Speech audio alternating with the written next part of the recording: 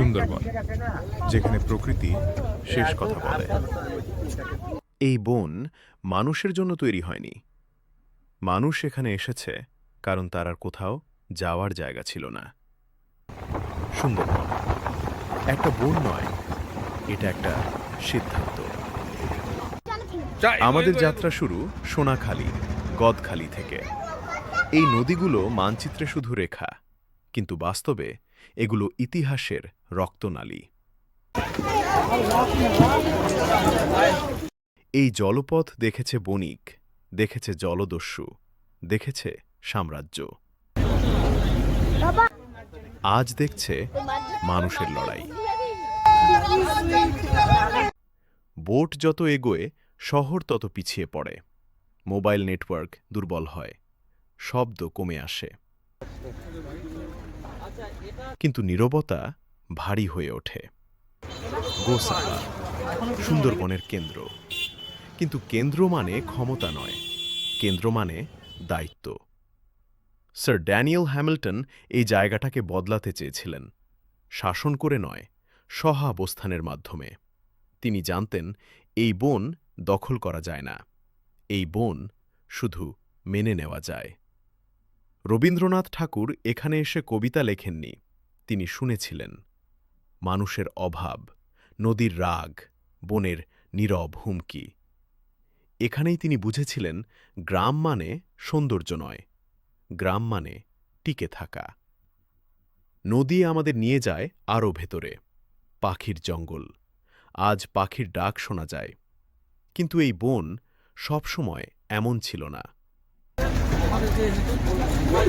সময় বদলায়, বন মনে রাখে।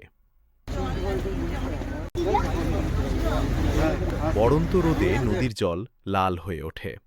এই সময়টাই সবচেয়ে সুন্দর আর সবচেয়ে বিপজ্জনক। লো বাস হিট, কারণ আলো কমে কিন্তু চোখ বাড়ে। বাঘের চোখ। সন্ধ্যা নামে, ঝুমুর নাচ শুরু হয়।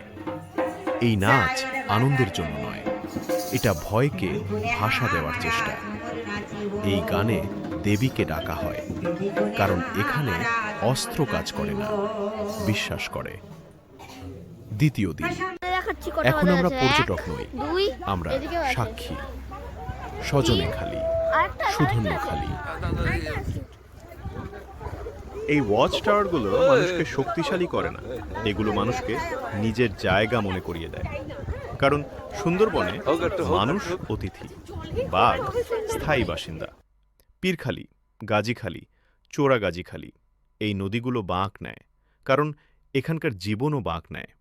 প্রতিটি বাঁকে আশা, আর প্রতিটি আশার সঙ্গে ঝুঁকি। দেউল ভারানি, বানবিবি ভারানি, এখানে এসে ধর্ম বদলায়।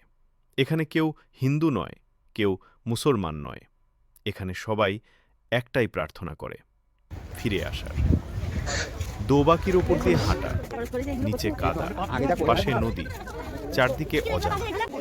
এই বন নরম, এই বন নিষ্ঠুর। শেষ দিন, লোকনাথ মন্দির। এটা অলৌকিকতার জায়গা নয়, এটা সাহস জোগাড় করার জায়গা।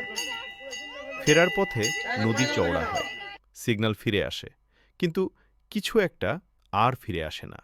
কারণ সুন্দরবন মানুষকে স্মৃতি দেয় না, দেয় একটা প্রশ্ন: এই বনকে আমরা বাঁচাচ্ছি, নাকি এই বন আমাদের বাঁচতে দিচ্ছে?